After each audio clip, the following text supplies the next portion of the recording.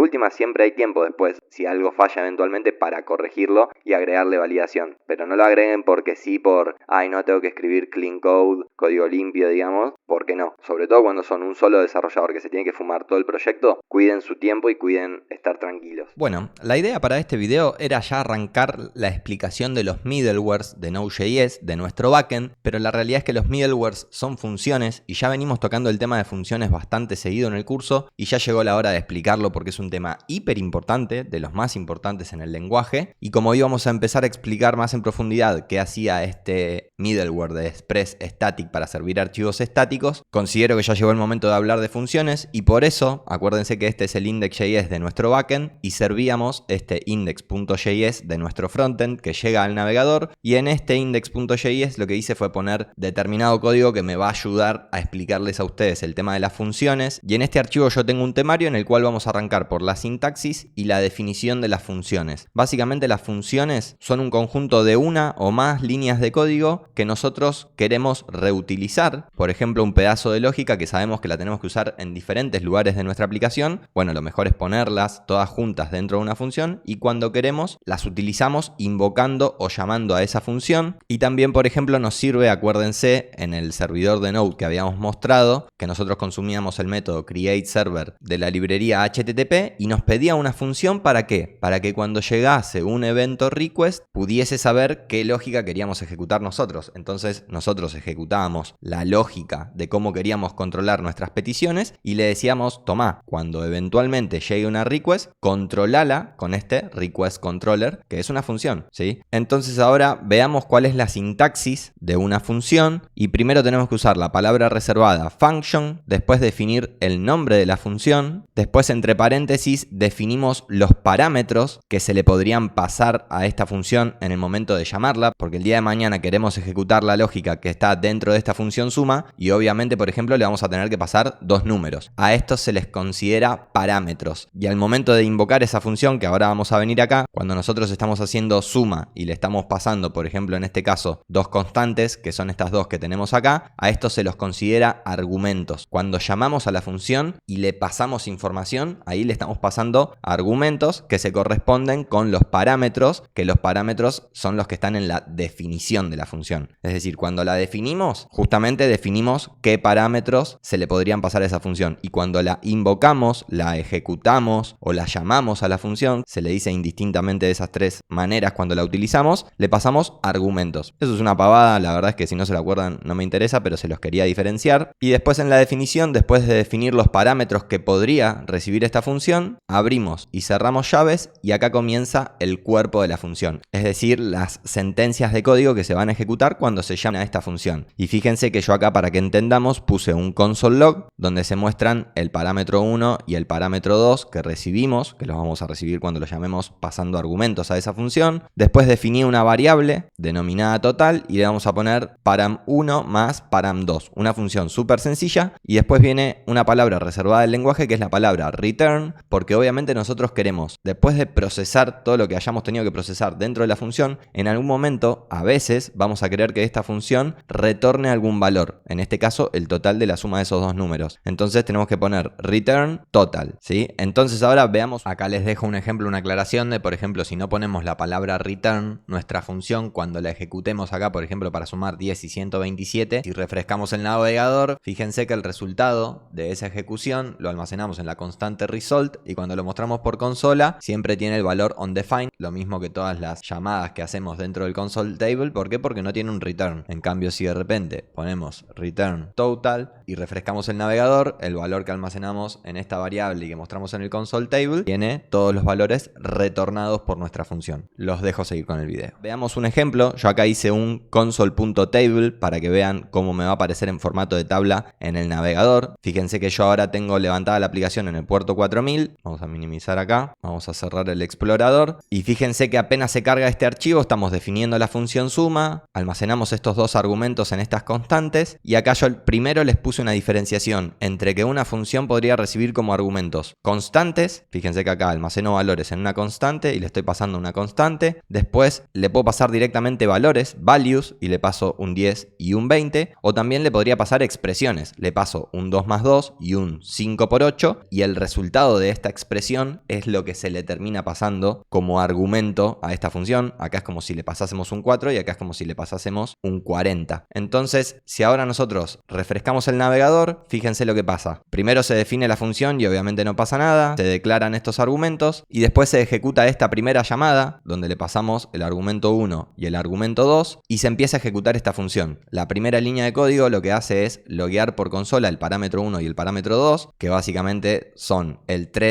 y el 5 que le pasamos acá. Después se ejecuta esta otra función que son el 10 y el 20. Después se ejecuta esta tercera función que son el 4 y el 40. Y después vamos a ver este tema de los errores, no importa, no se preocupen. Y fíjense que esta llamada así se corresponde con esta tabla que nos aparece en la consola del navegador. Yo no lo he usado jamás, pero para temas didácticos puede estar bueno y quizás en desarrollo yo no lo usé nunca, pero podría llegar a ser útil, por eso se los muestro, pero tranquilamente podrían no usarlo, yo nunca lo había usado. Y fíjense que le podemos pasar constantes y nos da un 8, que vendría a ser esta ejecución del 5 más 3, el 30 es el 10 más 20 y el 44 es el resultado de estas expresiones que le pasamos a la función. Y después otro tema que me puse para mostrarles es la cuestión de los errores, porque por ejemplo nosotros acá le estamos pasando un solo valor, que es el primero, y fíjense cómo me arroja un not a number. ¿Por qué? Porque el segundo valor, si se fijan, el param2 en esa ejecución es undefined. ¿Por qué? Porque nunca se lo pasamos, está indefinido y no estamos controlando ningún error y por eso esta función me devolvería un not a number. El segundo error, fíjense qué pasa si yo le paso un número, pero después le paso un string que tiene un valor de número, pero que no hice nada para controlar eso, y fíjense que lo que hace es una concatenación de esos valores, porque acá está el tema de la coerción de tipos de datos, que también me lo puse, data types coercion. ¿Por qué? Porque cuando hay un string y un número, siempre va a intentar convertir el número a un string y lo va a concatenar. Lo mismo si por ejemplo acá ponemos ABC y refrescamos, fíjense que hace la concatenación y no arroja ningún error, no te tira que hay algo que está mal. ¿Por qué? Porque siempre va a convertir el número a string. Lo mismo por ejemplo si ponemos 2 y true, acá hace a la inversa, convierte el booleano, fíjense, refresco, convierte el booleano en un número, acuérdense que el true se considera un 1 y fíjense que me lo pone como 3, 2 más 1, 3. Y fíjense qué pasa si le pongo null, que es distinto de undefined. El valor nulo se toma como 0 y por eso no es que me arroja ni not a number, ni error, ni nada, sino que me pone un 2 como si acá yo hubiese puesto un 0. Pero ese es otro tipo de error que habría que controlar dentro de la función. Y el error 3, fíjense que si le pasamos dos strings, nada, estamos diciendo que es una función de suma, pero estamos justamente concatenando, porque acuérdense que este operador no solo es para sumar números, sino también para concatenar cadenas de texto. Y entonces acá yo me preparé un poco de error handling para que veamos dentro de la función cómo podemos controlar esos errores y vamos a maximizar esto. Y fíjense que ahora dentro de la función lo que estoy haciendo es evaluar si el type of el param1, es decir de este parámetro, es distinto de number o el type of param2 es distinto de number, es decir que si hay alguno de esos dos que son distintos de number, le estoy diciendo que arroje un error y que en ese error diga ambos argumentos deben ser del tipo number. Y después estoy haciendo una evaluación de que si no viene un param1 o no viene un param2 que nos arroje un error, ambos argumentos son obligatorios. Que esta validación, ahora que pienso, es medio en vano porque siempre sería controlada por esta validación. Y miren, vamos a minimizar, guardamos acá y refrescamos y fíjense que ahora me tira un error y me dice ambos argumentos deben ser del tipo number y me lo detectó cuando quise pasarle una undefined. Y miren, si en vez de pasarle undefined le pasamos un string, fíjense que tampoco va a pasar, me dice que ambos tienen que ser del tipo number. Si le pasamos un objeto vacío y refrescamos me va a decir también lo mismo, entonces es como que ya esa validación no va a pasar. Entonces podríamos poner la función debe recibir dos argumentos y ambos deben ser del tipo number, pero con esta validación ya estamos controlando esos errores e incluso también este último, porque nada, o sea, ahí ya estamos controlando varios errores. Bueno, y ahí aprendimos una nueva palabra reservada del lenguaje que es la palabra throw, que es para arrojar errores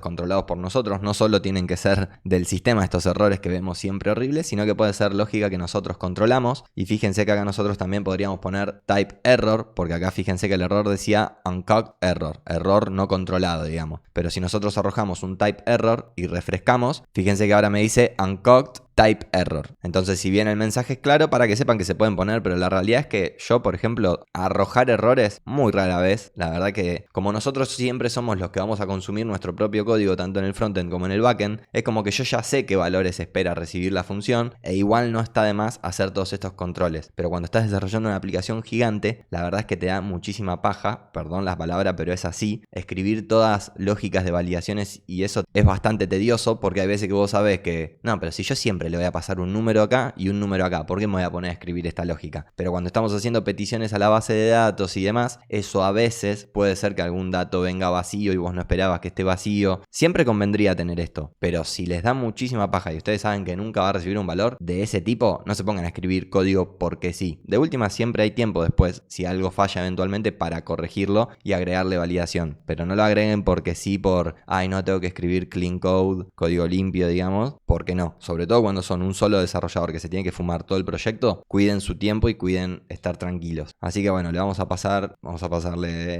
vamos a comentar el error para que siga arrojando todo el console table. Esto perfecto. Después otra recomendación es, yo acá le puse param 1 y argumento 1 y demás para que vean la diferencia entre argumento y parámetro. Pero acá obviamente nosotros le tendríamos que pasar denominaciones. Acá podríamos poner Juan y Pepito, pero no tiene sentido porque acá nosotros necesitamos valores que tengan sentido, digamos, en lo que hace la función. No le vamos a poner param 1, param 2. Eso sería un atentado contra nuestra lógica, digamos. O sea, no tiene sentido y nos complicaría leer nuestro código. Entonces num1 y num2 está perfecto. Acá le podríamos poner, no sé, num1 también y num2 es lo mismo, no tiene que coincidir, pero le podríamos poner, estos podrían ser dos personas, por ejemplo, persona A, persona B, y acá le podríamos pasar person A.age, person B.age, ¿sí? Y ahí le estaríamos, acá me quedó mal, la S me quedó mal, y si ahora refrescamos, fíjense que le estamos pasando a un 10 y un 20 como en el segundo ejemplo. Bueno, no importa, le vamos a poner que este tiene 40, refrescamos y ahí le estamos pasando un 40 y un 20, pero bueno, lo que voy es que siempre las denominaciones traten de hacerlas lo mejor posible para que les sea fácil después leer su código. Y después otra cuestión que podríamos haber usado para controlar este primer error que vimos, que nosotros le pasábamos un solo argumento, nosotros podríamos decir que acá, por ejemplo, por defecto, este segundo parámetro sea un 10 si lo que viene es undefined. Entonces, por ejemplo, si ahora refrescamos, fíjense que ahora no nos arroja el error número 1, sino lo que hace es sumar este 3 con el valor por defecto de la función, que es 10. Entonces ahí no arroja un error, y estos valores por defecto la verdad es que están buenísimos, porque muchas veces en una función tenemos un montón de parámetros que le queremos pasar, porque las funciones son lo más, y es buenísimo encapsular lógica y tener un montón de valores por defecto, y a veces nosotros le queremos pasar solo un valor a esa función para cambiar un poquitito la lógica, pero después hay valores que van siempre por defecto, y esto suele ser muy útil. Y lo que no se puede hacer acá es poner, por ejemplo, num3 y que solo alguno de los parámetros del medio o iniciales tengan un valor por defecto y los demás no. ¿Por qué? Porque si yo ahora, por ejemplo, quiero poner num3 y vengo así y digo, ok, el 2 va a ser siempre 10, entonces le paso un 3 y después le paso un 5, y el 5 ¿en cuál creen que va a ir? La asignación de los argumentos a los parámetros de la función es posicional, entonces acá este se va a ir a almacenar en el parámetro 1 y este argumento se va a ir a almacenar en el parámetro número 2, entonces este número 3 va a quedar con undefined. Entonces si nosotros ponemos así num3, acá obviamente todos me van a arrojar error porque a ninguno le estoy pasando 3, pero fíjense que num3 en esta ejecución, bueno, está bien, en cualquier ejecución, fíjense que es undefined, porque el segundo argumento que pasamos va a parar al segundo parámetro, no importa que le hayamos puesto un valor por defecto. Entonces si ponemos un valor por defecto, es como que así no tendría sentido, porque igual nos veríamos en la obligación de poner el 10S si es que queremos efectivamente usar ese valor por defecto, y ahí sí nos tiraría un valor, pero usarlos de esta manera no tiene sentido. Vamos a borrar ese num3 y ahora lo que les quiero mostrar son las arrow functions, que básicamente son una manera mucho más fácil y mucho más amigable de definir una función. Fíjense que acá nosotros, para poner la función suma, poníamos la palabra reservada function, el nombre de esa función, le pasábamos los parámetros y abríamos y cerrábamos llaves para el cuerpo de la función. Bueno, acá nosotros podemos definir una arrow function, pero que la arrow function, en vez de tener un nombre, lo que hacemos es almacenarlo en una constante o en una variable también podría ser, pero como no va a cambiar la función, es una definición de un pedazo de código que se quiere ejecutar, no va a cambiar y por lo general se le pone const, pero nosotros nosotros, por ejemplo, no podemos definir una arrow function así en la nada, porque después ¿cómo invocaríamos esto? No habría manera de invocar este pedazo de lógica. En cambio, la function, así, una función así, con el nombre está bien, pero también si no ponemos el nombre es como que dice, ¿qué pasa? Identifier expected. De alguna manera, si las definimos así, tienen que tener un nombre. En las funciones nombradas, que se llaman justamente las name function, se hace de esta manera, y en las arrow function se hacen de esta otra manera, almacenándolo en una variable o constante. Y básicamente también se definen los parámetros, después se pone esta arrow, esta flecha, y por eso se llaman arrow functions, y después sí, abrimos y cerramos llaves y se pone el cuerpo de la función. Y las arrow function lo que tienen de bueno es que primero la sintaxis ya así de por sí es más amigable, porque no tenemos que poner la palabra function y demás, pero también lo que tienen de bueno es que si las líneas de código que hay dentro de la función es una sola, lo podemos poner directamente todo en una sola línea. Miren, por ejemplo, nosotros acá estamos almacenando esto primero en una variable. Esto lo que hace es buscar el exponente de un determinado número. Bueno, ven, y acá tendría que cambiar las denominaciones. Esto vendría a ser la base y este vendría a ser el exponente, ¿sí? O el power, o sea, a qué va a ser elevado. Y estamos haciendo el cálculo. Esto así se calcula la potencia. Esto vendría a ser, por ejemplo, 2 a la 3, no sé, imagínense. Estamos haciendo ese cálculo, lo guardamos en esta variable. Estamos reservando espacio en la memoria de la computadora cuando es innecesario. Aclaro que sí, es innecesario declarar esa variable y ocupa más espacio en memoria, pero eso no tiene ni incidencia en la velocidad de tu aplicación ni en nada. Así que no creas que es una cuestión de optimización para que la app funcione más rápido. Es totalmente despreciable esa mejora. Así que no se preocupen, es solo para poder utilizar la sintaxis más amigable de las arrow function y nada más. ¿Por qué? Porque podríamos hacer directamente así, y ahí estaría mucho mejor. Pero fíjense que cuando es una sola línea, todo esto se puede escribir de esta manera. Podemos eliminar el return, eliminar las llaves y poner directamente esa línea de código seguido de la flecha sin la palabra return. Es como un return implícito. Bueno, acá había puesto lo mismo, como que se podía hacer lo mismo, pero de una manera mucho más sencilla. Pero fíjense cómo cambia de esto, esta función de exponencial, a esta función de suma, que ahí está súper toca, que la podríamos convertir en una función de flecha poniendo con suma igual, le ponemos arrow function y directamente, miren, borramos todo esto y borramos todo esto.